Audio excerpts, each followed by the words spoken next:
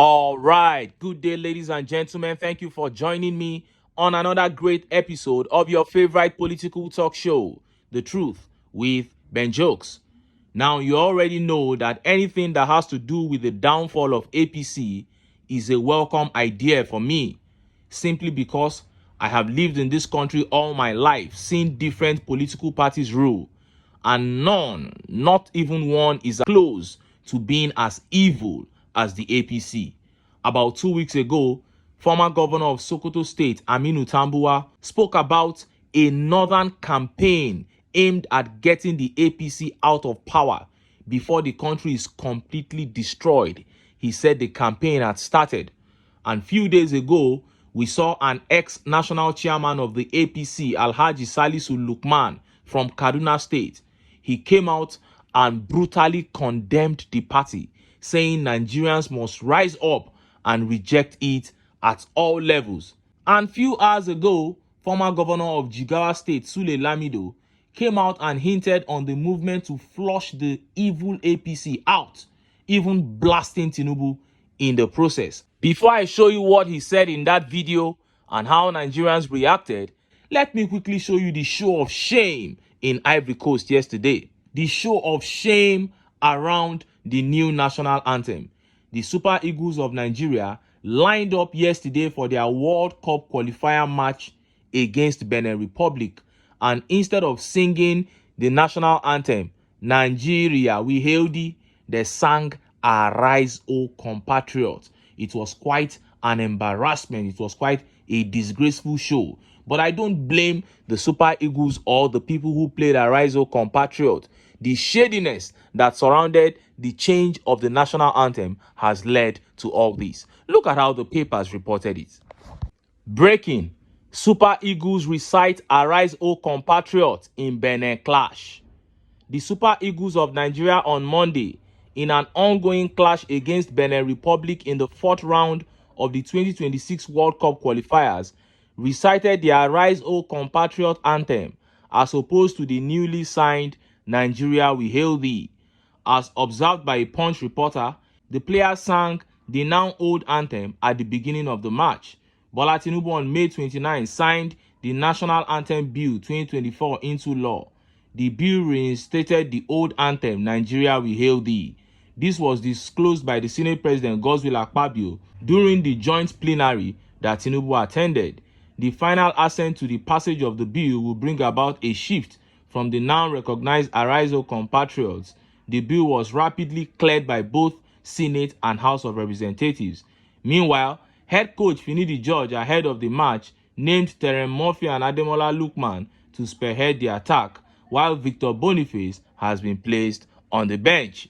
And the players decided to also bench Tinubu's national anthem. And look at how Nigerians reacted. Look at some of the tweet reactions. This tweet here says, everybody on this comment section, nobody there can sing the new anthem too. No stress, the players, I beg. That is it.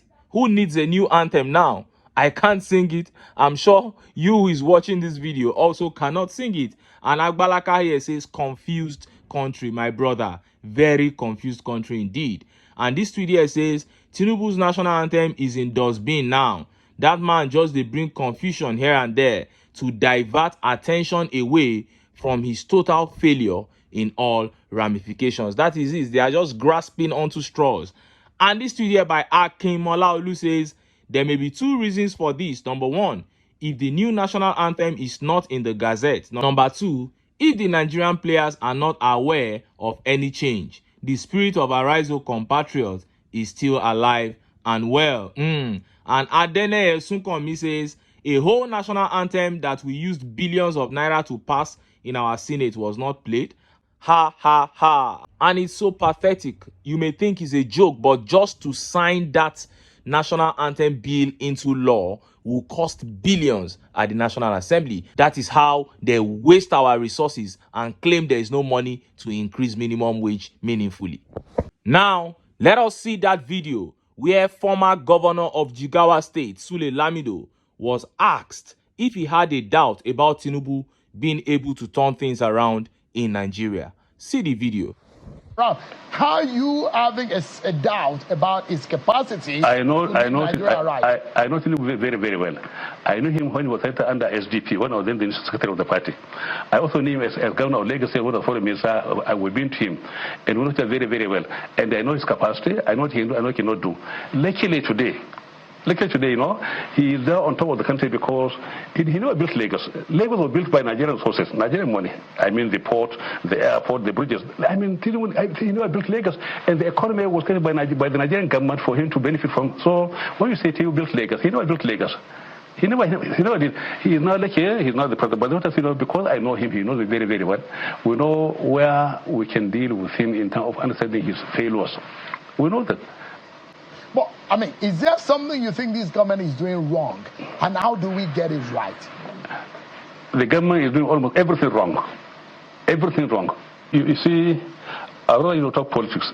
As political politician, when you pitch to a government and then the personality, then I become very, very personal. To me, APC from the very beginning, I said, it's not a political party for Nigeria. Their unity in 2014 was simply to grab power and appropriate it. And we're not seeing the result. We're not seeing it. Therefore, the failure of APC today, led by Tinubu as the president of Nigeria, is something known to each and every Nigerian in all sectors. In all sectors. So what do you want to hear from me again? I've been talking to people in Nigeria. They've been calling me. I know their feeling. I know what they want. You saw that. And that was Sule Lamido there, former governor of Jigawa State, saying he knows Tinubu and he knows his capacity. Clearly, he's not going to be able to turn things around. He's saying Tinubu never built Lagos, and it is a shame that we even have to point that out. Lagos was a federal capital before Tinubu became governor, for crying out loud. And Lamido is saying it was actually Lagos State that made Tinubu, and it is absolutely true.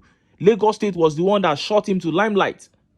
And of course, he described the APC succinctly, not a political party for Nigeria, just a group of criminals who came together in 2014 to take over power. And there have been meetings upon meetings, between northern elders, all aimed at getting the APC out of power. We have also seen El Rufai meeting with this same Sule Lamido, but it was the meeting between Sule Lamido, Atiku, and the man of the people himself, Peter Obi, that sparked the most reactions. Northerners should go and put their house in order, because kicking the APC out in the southern region has never been a problem. They are the ones who should put their house in order.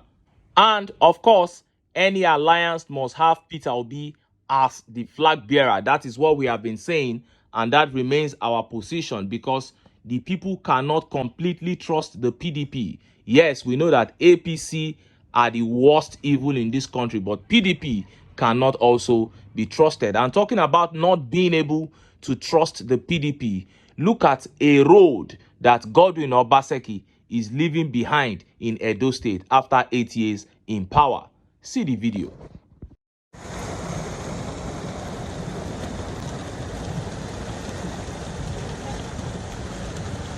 That's Ogano. Who else started? See road, Dake road. See Dake road.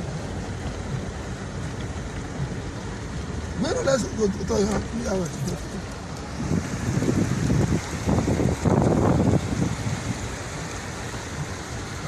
You saw that.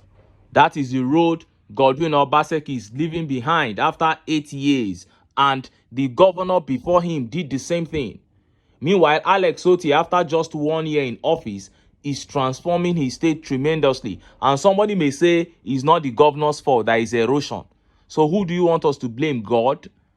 There are ways to deal with all these things, only that it costs so much money to deal with them. And these guys don't want to spend all those money. They want to have enough money, to fund their lavish lifestyles. And look at how Nigerians reacted. Let's take some of the tweet reactions. This tweet here is by somebody who plies that road, and his name is Osage. Osage says, I just got home. I had to leave my car at a friend's house. Now trek, I trek go house. Serious traffic jam just because of this small rain. Wicked government. And God favor replied Osage. He said, come to Lagos, make rain fall. Now 2 weeks later, you go fit use your car again. This is the same Lagos that they said a certain man built and we have to give him the entire country because he did that. And this tweet here by Oji says, I supervised a rig move to Gele Gele last year.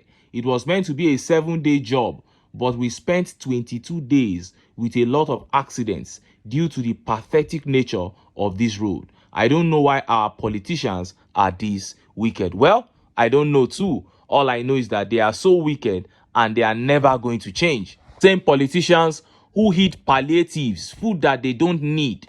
They just hid them to make sure that it doesn't get to Nigerians. Same politicians who don't want to pay a living wage but spend billions of state resources on frivolities.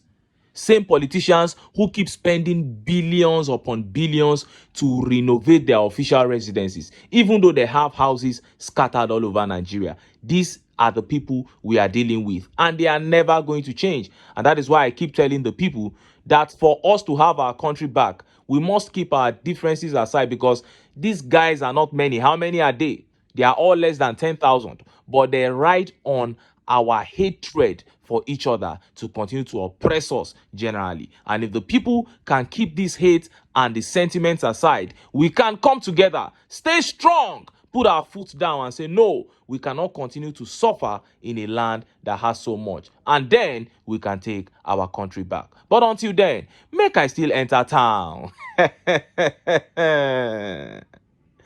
I go get some ogbonge political news wey una go like. Why? Because of una. Now I dey here, so don't go away.